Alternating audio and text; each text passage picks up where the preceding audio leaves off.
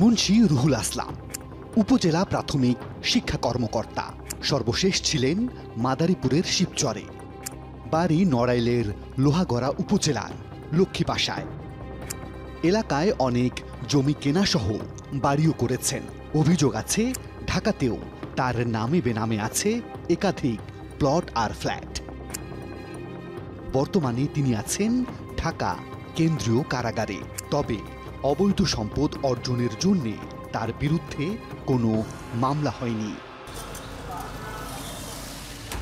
কি কারণে তাকে মাদারীপুর থেকে গ্রেপ্তার করে আনা হলো জানতে আমরা হাজির হই রাজধানীর শাহবাগ থানায়। আনুষ্ঠানিকভাবে কোনো কথা বলতে রাজি হলেন না থানার কোনো কর্মকর্তা।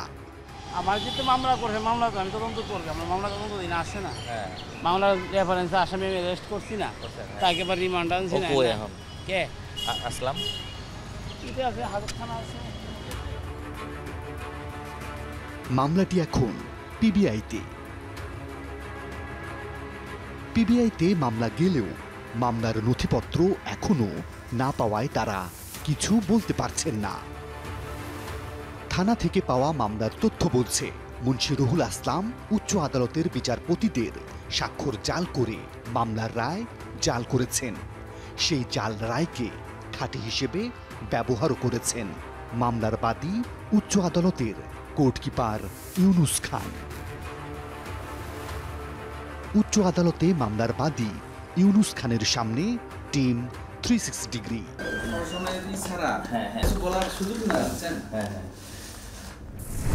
উচ্চ আদালতের রায় জালিয়াতি করেছেন মুন্সি রুহুল আসলাম। ঘটনা প্রমাণ হবার পর রেজিস্ট্রারকে মামলা করার নির্দেশও দেন আদালত। সেই মামলার বাদী হন কোর্টকিপার ইউনুস খান। এর থেকে আর বেশি কিছু জানেন না তিনি। তবে মামলার তথ্য বলছে মুন্সি রুহুল আসলাম রিট শাখা সহ রুল ডিসচার্জ অর্থাৎ আরডি শাখার কর্মকর্তাদের সহযোগিতায় মামলার রেকর্ড থেকে মূল রায় সরিয়ে সেখানে জাল রায় ঢুকিয়ে দেন। আর সেই জাল রায় দেখিয়ে সহকারী উপজেলা প্রাথমিক শিক্ষা কর্মকর্তা থেকে পদোন্নতি নিয়ে বনে যান উপজেলা প্রাথমিক শিক্ষা কর্মকর্তা। 10ম গ্রেড থেকে চলে যান 9ম গ্রেডে। বেতন বাড়ার সাথে সাথে ক্ষমতাও বাড়তে থাকে তার। প্রশ্ন উঠতে পারে ক্ষমতা পেয়ে কি করেছিলেন মুন্সি রুহুল আসলাম। তাহলে চলুন তার অতীত কর্মকাণ্ড দেখে আসা যাক। 1996 সালে মুন্সি রুহুল আসলাম সহকারী উপজেলা শিক্ষা কর্মকর্তা হিসেবে যোগদান করেন। 2010 সালে ছিলেন গোপালগঞ্জের কাশিয়ানী উপজেলায়। ওই সময় কাশিয়ানীর একটি প্রাথমিক বিদ্যালয়ে এক শিক্ষিকাকে কাবিন ছাড়াই তিনি বিয়ে করেন। 2014 সালে তাদের ঘরে আসে এক পুত্র সন্তান, কিন্তু সেই সন্তানকে অস্বীকার করে বসেন মুন্সি রুহুল আসলাম। এরপর 2018 সালে মামলা করেন ওই শিক্ষিকা। তখন সাময়িকভাবে বরখাস্ত হন মুন্সি আসলাম। উপর মহলকে ম্যানেজ করে আবারও কর্মস্থলে ফিরে আসেন মুন্সি আসলাম। শুধু তাই নয়, তিনি তখন সহকারী উপজেলা শিক্ষা কর্মকর্তাদের নিয়ে গঠিত অ্যাসোসিয়েশনের সভাপতিও হন। 2019 সালে গোপালগঞ্জের মুকসুদপুর থেকে বদলি হয়ে যোগ দেন ফরিদপুরের ভাঙ্গা উপজেলায়। সেখানে চলতি দায়িত্বে উপজেলা শিক্ষা কর্মকর্তা হিসেবে দায়িত্ব শুরু করেন। ওই উপজেলায় গিয়ে তিনি করোনার সময় 120টি স্কুলের 50,000 ছাত্রছাত্রীর জন্য জনপ্রতি 2টি মাস্ক কেনার জন্য প্রধান শিক্ষকদের কাছ থেকে নিয়েছেন 60 টাকা করে, মোট 30 লাখ টাকা। কিন্তু তিনি যে 2টি মাস্ক দিয়েছেন সেগুলোর মূল্য 6 টাকা, অর্থাৎ 3 লাখ টাকা খরচ করে তিনি হাতিয়ে নিয়েছেন 27 লাখ টাকা। শুধু তাই নয়, কাজ না করে টাকা উত্তোলন, বিদ্যালয়ের জন্য বরাদ্দ থাকা টাকা আত্মসাৎ, মানবিক সাহায্যের টাকা লুটপাট সহ নানান অভিযোগে জেলা প্রশাসক কার্যালয় তার বিরুদ্ধে ব্যবস্থা নেয়ার জন্য মন্ত্রণালয়ে চিঠিও দেয়। এ নিয়ে প্রতিবেদন করলে ফরিদপুরের স্থানীয় সাংবাদিকদের উপর ক্ষিপ্ত হন মুন্সি আসলাম। স্কুলের পোশাক বানানোর থেকে টাকা আত্মসাৎ করা এবং স্কুলের প্রাথমিক বিদ্যালয়ের যতগুলো খাত আছে যে টাকা আত্মসাৎ করা যায় সবগুলো থেকে তিনি করেছেন। এই ঘটনার পরে আমাদের রিপোর্ট ছাপা হওয়ার পরে আরো কয়েকটি মিডিয়ায় সেটা প্রকাশ পায় এবং উনি তখন উপায়ন্ত না দেখে, উনি যেহেতু প্রতিহিংসা পরায়ণ ব্যক্তি, উনি আমাদের নামে মামলা করেন। এ বিষয়ে মন্ত্রণালয় বিভাগীয় মামলা করলেও আইনের ফাঁকফোকর দিয়ে আবারও বেরিয়ে যান উপজেলা শিক্ষা কর্মকর্তা মুন্সি আসলাম। ভাঙ্গা থেকে বদলি হয়ে যোগ দেন মাদারীপুরের শিবচরে। গত 16 এপ্রিল শাহবাগ থানা পুলিশ উচ্চ আদালতের রায় জাল করার অভিযোগে গ্রেপ্তার করে মুন্সি আসলামকে।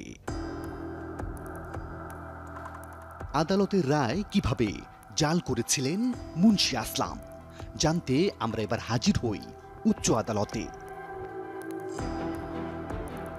উচ্চ আদালতে বিচারিক কক্ষ ছাড়াও আছে বিভিন্ন শাখা। মামলার সূত্র ধরে আমরা গিয়েছিলাম রিট শাখা এবং রুল ডিসচার্জ শাখায়, কিন্তু এসব কক্ষেও ক্যামেরা একেবারেই নিষিদ্ধ। বহিরাগতরাও কেউ ভেতরে প্রবেশ করতে পারেন না। কিভাবে রায় জালিয়াতি হলো এটা জানতে আমরা রিট শাখা, রুল ডিসচার্জ শাখা, জারি শাখা, নথি শাখা সহ বেশ কয়েকটি শাখায় ঘুরে বেরিয়েছি। জানতে চেয়েছি কিভাবে একটি মামলার রায়ের নকল কপি সংশ্লিষ্ট কর্তৃপক্ষের কাছে যায়, কিন্তু এই বিষয়ে কেউ মুখ খুলতে রাজি হননি। আদালতের রায় জালিয়াতি খুবই স্পর্শকাতর বিষয়, আর সেজন্যই হয়তো কেউ মুখ খুলতে চান না। তবে এর আগেও জামিন জালিয়াতি নিয়ে অনুসন্ধান করেছিল টিম 360 ডিগ্রি। সেখানে আমরা 4টি নির্দিষ্ট ঘটনা নিয়ে অনুসন্ধান করেছিলাম। অনুসন্ধানে বেরিয়ে আসে প্রতিটি জালিয়াতির ঘটনায় আইনজীবী কোনো না কোনোভাবে জড়িত হয়ে যান। এসব ঘটনায় উচ্চ আদালতের নির্দেশে মামলাও হয়েছে অর্ধশতাধিক, কিন্তু তারপরেও জালিয়াতি বন্ধ হচ্ছে না কেন? ফিরছি একটা বিরতির পর।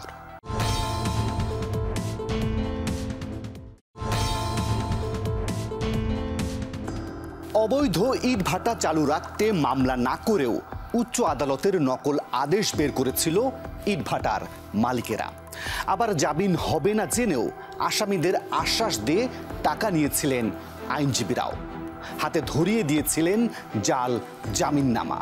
এসব জাল জালিয়াতির কাজ এতটাই সূক্ষ্ম যে পুলিশও ধরতে পারে না। কিন্তু প্রশ্ন হচ্ছে, পদোন্নতি পাবার জন্য মুন্সি রুহুল আসলামের রায় জাল করার দরকার হলো কেন? মানিকগঞ্জের সিংগাইর মডেল প্রাথমিক বিদ্যালয় ক্লাস 4-এর বাংলা ক্লাস চলছে।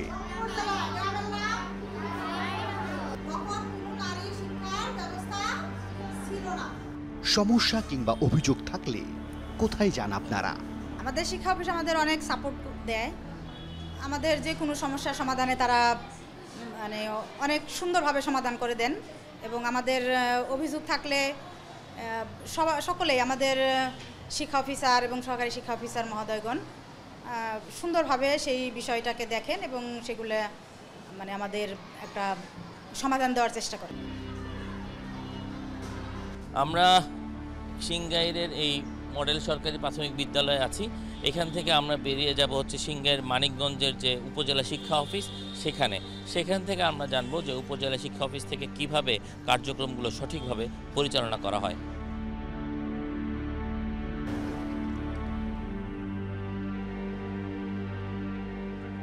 মানিকগঞ্জের সিংগাইর উপজেলার প্রাথমিক শিক্ষা অফিস। উপজেলা শিক্ষা কর্মকর্তা সৈয়দা নার্গিস আক্তার চাকুরিতে যোগ দিয়েছিলেন 1996 সালে। দীর্ঘ 25 বছর ছিলেন একই পদে। 2021 সালে পদোন্নতি পেয়ে হন উপজেলা প্রাথমিক শিক্ষা কর্মকর্তা। পদোন্নতি পেতে এত দেরি হলো কেন? আমি সরাসরি নিয়োগ, আমি ইউনিভার্সিটি থেকে পাশ করে সরাসরি এই পদে ঢুকছি। না, আমি সহকারী উপজেলা শিক্ষা অফিসার হিসাবে ঢুকছি, এরপরে একটা প্রমোশন হয়ে উপজেলা শিক্ষা অফিসার হয়েছে। আমার যে প্রমোশনটা হয়েছে ওটা কিন্তু 80 মানে 20-80 ওইভাবেই হয়েছে। আমি যে 20% ওই 20%-এর কোঠায় কিন্তু আমার প্রমোশন হয়েছে। তো যদি 20% এখন 50-50 হয়েছে, এখন বিধিমালাতে 50-50।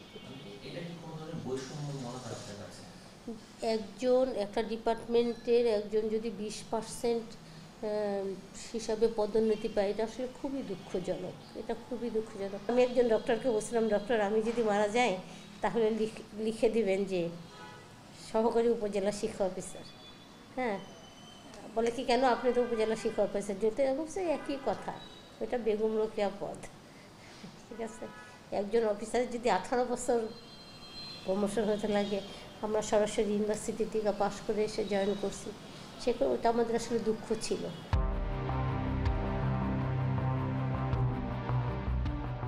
সালাউদ্দিন রুমি, সহকারী উপজেলা শিক্ষা অফিসার্স অ্যাসোসিয়েশনের সাধারণ সম্পাদক। তার কাছ থেকে সহকারী অফিসার নিয়োগ, বিধিমালা এবং পদোন্নতির বিষয়ে একটু ধারণা নেওয়া যাক। আমাদের এই সহকারী উপজেলা শিক্ষা অফিসারের পোস্ট হচ্ছে 2601টা। এখন বর্তমানে কর্মরত আছে 1802 জনের মতো বর্তমানে কর্মরত আছে, বাদবাকি পোস্ট শূন্য। এবং আমাদের বর্তমান যে নিয়োগ বিধি, আগে নিয়োগ বিধিমালা ছিল না, আমাদের নিয়োগ বিধিমালা সেই 1985 সালে একটা হয়েছিল, পরবর্তীতে এসআরওর মাধ্যমে 1994 সালে সর্বশেষ নিয়োগ বিধি ছিল। এক্ষেত্রে চাকরি জীবনে জয়েন করার পরে সকলেরই আশা থাকে যে অন্ততপক্ষে চাকরি জীবনে একটিও হলেও পদোন্নতি নিয়ে যাতে করে আমরা মানে আমাদের কর্মজীবন শেষ করতে পারি। যে আমাদের যদি আপনি 50% রাখেন তাহলে আমাদের অনেকেই যে পদে জয়েন করেছে ঠিক সেই পদ থেকেই আমাদের রিটায়ার করতে হবে। এটা একটা মানে প্রাথমিক শিক্ষার মান উন্নয়নের ক্ষেত্রে একটি অন্তরায়। কারণ যেহেতু আমি আগেই বলেছি আমি মেন্টর, আমি যদি নিজেই হতাশাগ্রস্ত থাকি, আমি যদি নিজেই স্যাটিসফ্যাকশন যদি আমার না থাকে, তাহলে আমি আরেকজনকে শতভাগ মোটিভেশন দিয়ে তার শতভাগ কাজ আমি কিভাবে আদায় করতে পারব। এই 20 ভাগকে 80 ভাগ করার জন্যে অ্যাসোসিয়েশনের সভাপতি হিসেবে মুন্সি রুহুল আসলাম 2016 সালের 6 জানুয়ারি উচ্চ আদালতে একটি রিট করেন। 10 ফেব্রুয়ারি শুনানি শেষে 11 ফেব্রুয়ারি আবেদনটি খারিজ করে দেন উচ্চ আদালত। রিট খারিজ হয়ে যাবার পর প্রতারণার আশ্রয় নেন মুন্সি আসলাম। আরডি শাখার কর্মচারীদের সহযোগিতায় মামলার রেকর্ড থেকে মূল রায়ের কপি সরিয়ে ফেলেন, ঢুকিয়ে দেন রায়ের জাল কপি। সেখানে বিচারপতিদের স্বাক্ষরও জাল করা হয়। এই জাল রায় খাঁটি হিসেবে ব্যবহার করেন মুন্সি আসলাম। উচ্চ আদালতের জারি শাখার একজন অফিস সহকারী সেই রায় বহন করে নিয়ে যান প্রাথমিক ও গণশিক্ষা মন্ত্রণালয়ে। মন্ত্রণালয় থেকে চলে যায় অধিদপ্তরে। সেই জাল রায়ের আলোকে 2021 সালের 28 জানুয়ারি প্রাথমিক ও গণশিক্ষা মন্ত্রণালয়ের কর্মচারী নিয়োগ বিধিমালা 2021 প্রস্তাব করেন সচিব গোলাম মোহাম্মদ হাসিবুল আলম। প্রস্তাবের প্রথম কলামে বলা হয়, মামলার রায় অনুযায়ী উপজেলা শিক্ষা অফিসার পদে 80% পদোন্নতি এবং 20% সরাসরি নিয়োগের বিধান রাখা হয়েছে। আর বিধিমালা অনুযায়ী বিভিন্ন সময়ে পদোন্নতি পেয়েছেন 300-রও বেশি সহকারী উপজেলা কর্মকর্তা। অভিযোগ আছে প্রত্যেকের কাছ থেকে 1 লাখ টাকা করে মোট 3 কোটিরও বেশি টাকা হাতিয়ে নেন মুন্সি রুহুল আসলাম। যেহেতু সবাই সুবিধা নিয়েছেন, সে কারণে এ বিষয়ে কোনো কর্মকর্তাই ক্যামেরার সামনে কথা বলতে চান না। অধিদপ্তর থেকে মন্ত্রণালয় কেউই এই জাল রায়টি শনাক্ত করতে পারেনি কেন, জানতে আমরা হাজির হই প্রাথমিক ও গণশিক্ষা অধিদপ্তরে।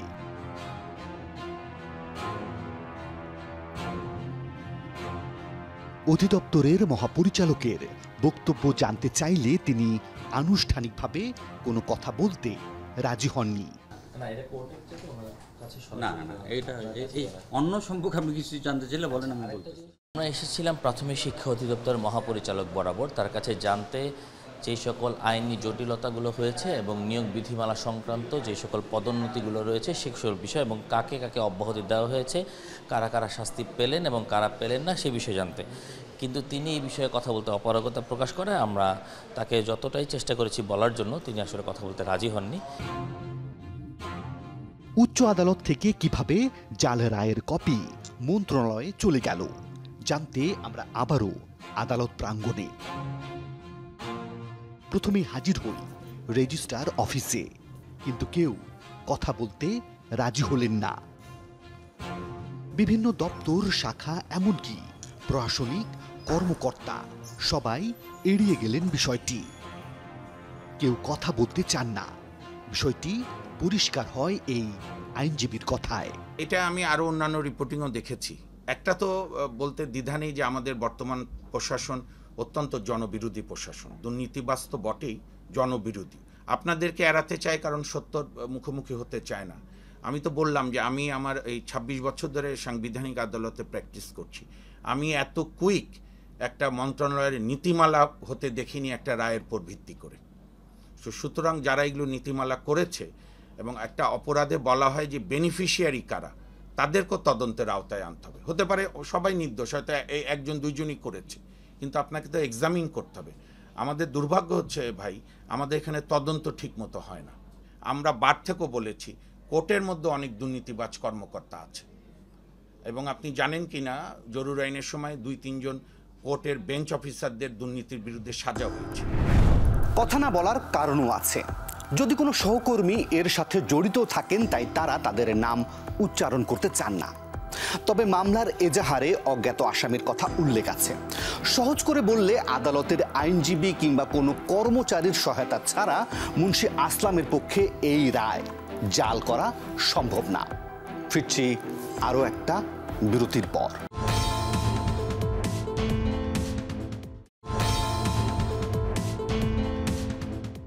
আদালতের জামিন কিংবা রায় জালিয়াতি শাস্তিযোগ্য অপরাধ।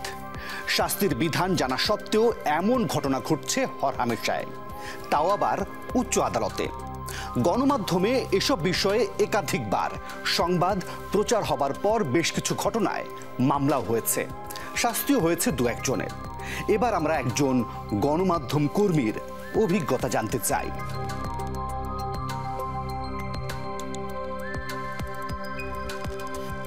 দিদারুল আলম দীর্ঘ 18 বছর ধরে উচ্চ আদালত বিষয়ক প্রতিবেদন করেন।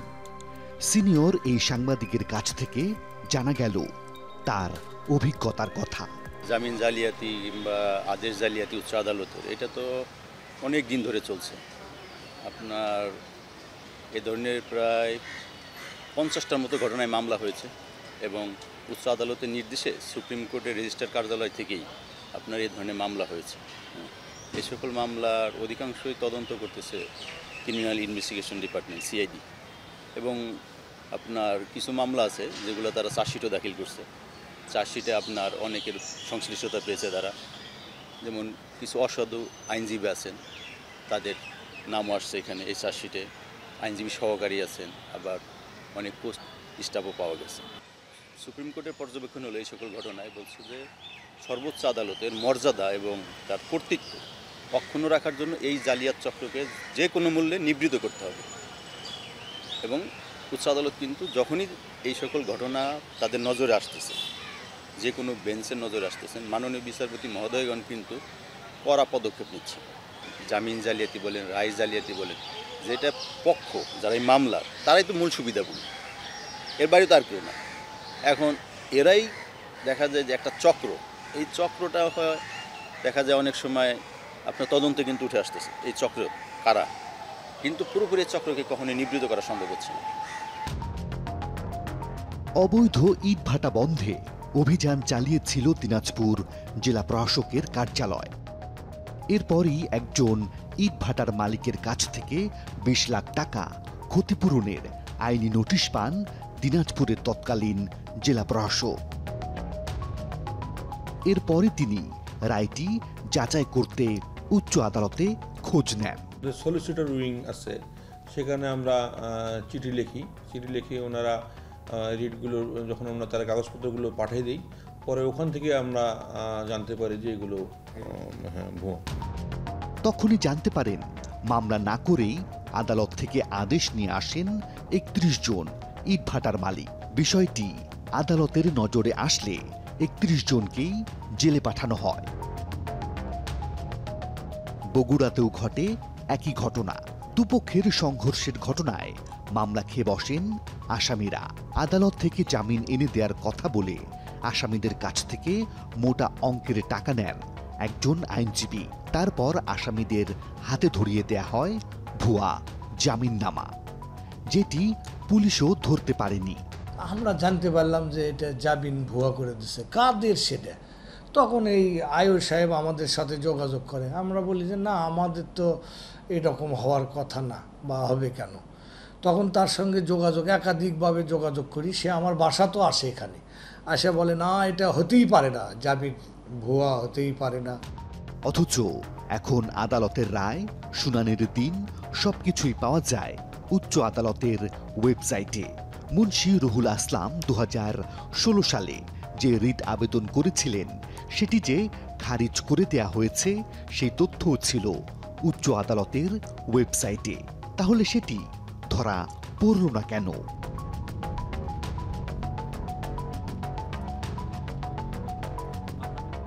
বিষয়টির দেখভালের দায়িত্ব ছিল প্রাথমিক শিক্ষা অধিদপ্তরের আইন শাখার কর্মকর্তাদের।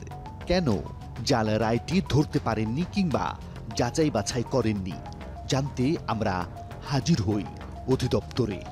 তখন আইন শাখার দায়িত্বে ছিলেন আনোয়ার হোসেন সিদ্দিকী। তিনি এখন মনিটরিং শাখায়।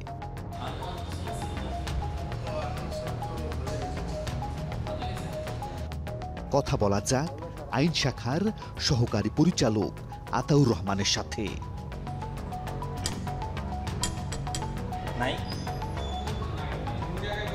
হ্যাঁ, আইন শাখার সহকারী পরিচালক জনাব আতাউর রহমান এই রুমটাই বসেন।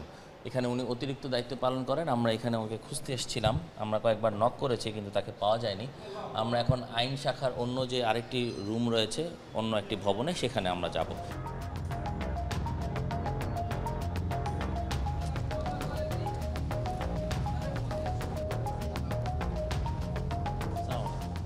এবার তাকে পাওয়া গেল। আরেকটা লিভ অ্যাপিল হয়েছিল, ওই অ্যাপিলটা আসলে প্রত্যাহার কেন হয়েছে এটার পিছনে আমি তখন ছিলাম না, আমি বলতে পারবো না কেন প্রত্যাহার হয়েছে। আমি এসে তার যে ইয়াটা আসছে, অর্থাৎ রায়টার যে প্লেস, ওটা কি আপনারা সরাসরি কোর্ট থেকে পেয়েছিলেন না নাকি আপনাদের কাছে কেউ নিয়ে? এটাও আমি জানি না, কারণ এটা আমি এখানে জয়েন করার অনেক আগে এই ঘটনাগুলো ঘটেছে।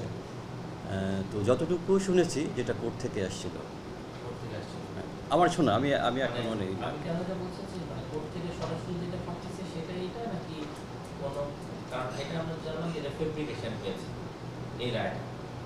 যদি ফেব্রিকেশন হয় তাহলে কি কোর্ট ফেব্রিকেটের জিনিসটা পাঠিয়েছে নাকি? আমি এটা বলতে পারবো না ভাই। আমি যতটুকু শুনেছি যে কোর্ট থেকেই মানে এর মাধ্যমে আসছিল, ওই যে পিওনের মাধ্যমে, কোর্টের যে পিওন তাদের মাধ্যমে এটা।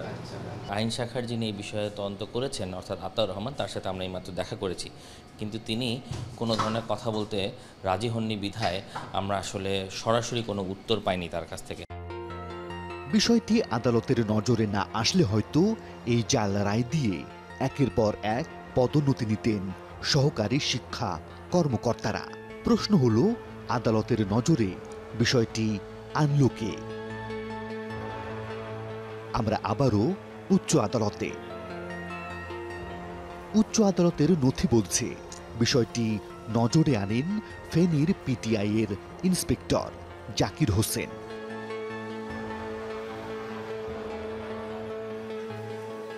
জাকির হোসেনকে আমরা পেয়ে যাই আদালত প্রাঙ্গণে।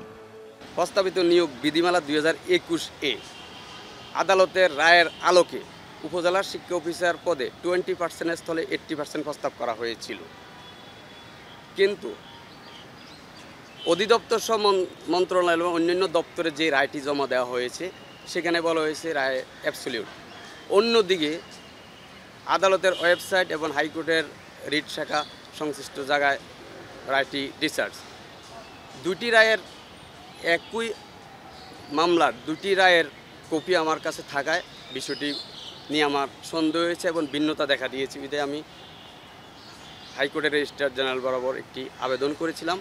আবেদনের উদ্দেশ্য ছিল জনস্বার্থে মহামান্য হাইকোর্ট এবং মন্ত্রণালয়ের ভাবমূর্তি রক্ষায় আমি সরল বিশ্বাসে আবেদন দাখিল করেছিলাম।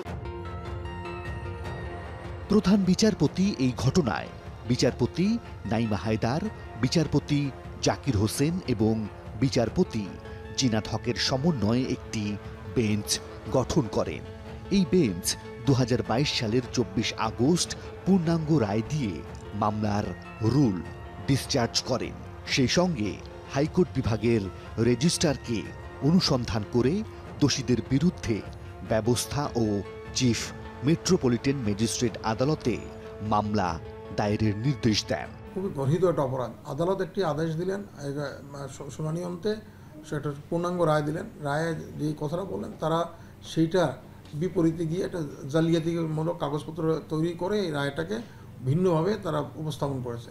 এর মাধ্যমে তারা আদালতকে জালিয়াতি করেছে, সংশ্লিষ্ট অফিসে জালিয়াতি করেছে এটা, এবং তারা অন্যায় এবং অবৈধ সুযোগ নেওয়ার চেষ্টা করেছে এই জাল কাগজ দিয়ে।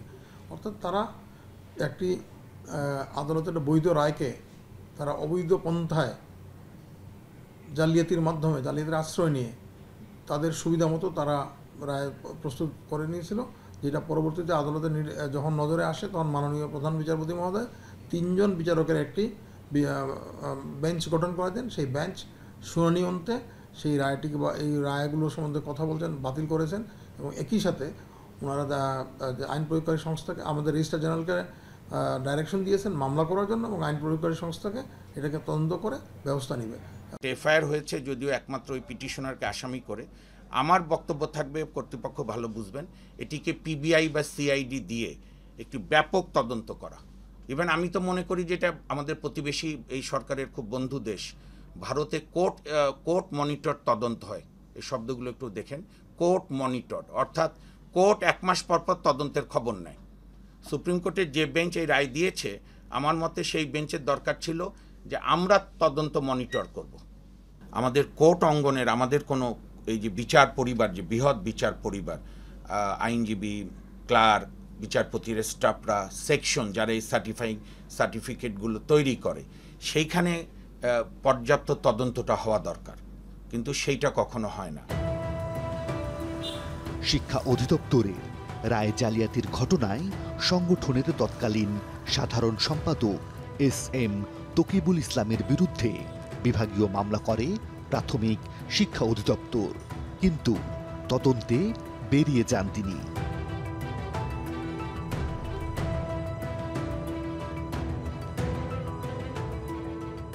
তার খোঁজে আমরা আবারও মানিকগঞ্জের সিংগাইরে।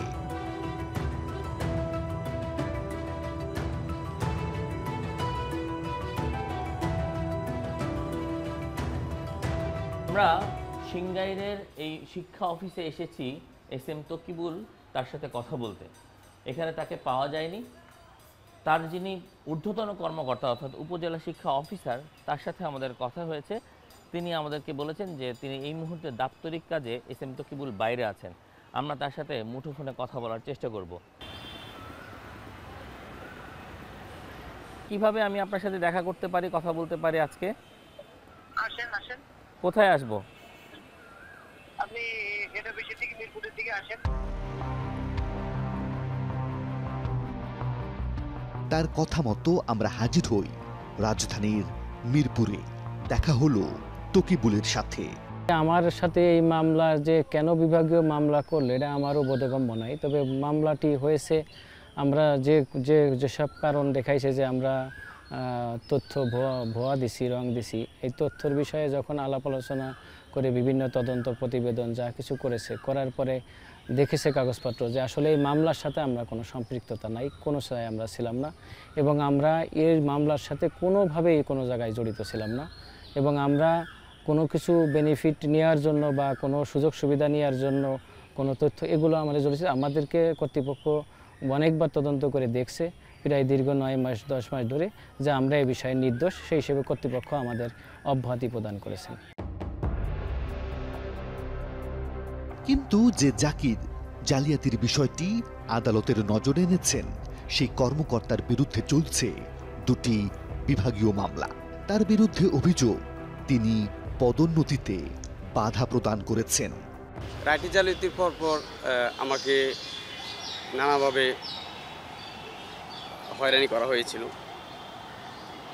তার ধারাবাহিকতায় আমাকে অনেকবার বদলি করা হয়েছে, কারণ আমাদের বদলির সাধারণ নিয়ম হলো 2 বছর পর পর বদলি করা, কিন্তু আমাকে 18 মাসে 3বার বদলি করা হয়েছে। যিনি জালিয়াতির বিষয়টি আদালতের নজরে আনলেন তিনি অধিদপ্তরের চোখে অপরাধী, আর যারা এর সাথে জড়িত বলে সন্দেহ করা হচ্ছে অধিদপ্তরের তদন্তে তারা নির্দোষ। এখন দেখার বিষয় পিবিআই এর তদন্তে কি উঠে আসে। নিশ্চয় মুন্সি রুহুল আসলাম একাই এই ঘটনা ঘটাননি, কারা ছিল তার সাথে। দেশের সর্বোচ্চ আদালতের প্রতি বিশ্বাস আর আস্থার স্বার্থেই এই ঘটনার সাথে জড়িত সবাইকে আইনের আওতায় এনে দৃষ্টান্তমূলক শাস্তির ব্যবস্থা করতে হবে, যেন উচ্চ আদালতের রায় জালিয়াতির মতো অপরাধ করার সাহস আর কেউ দেখাতে না পারে। প্রিয় দর্শক, আপনাদের কাছে কোনো সুনির্দিষ্ট তথ্য কিংবা অভিযোগ থাকলে আমাদেরকে জানাতে পারেন। আমাদেরকে জানাতে পর্দায় দেখানো মাধ্যমগুলোতে যোগাযোগ করুন। আজ তাহলে এ পর্যন্তই। তবে মনে রাখবেন, কথা কিন্তু একটাই, ভালো থাকবেন, ভালো রাখবেন।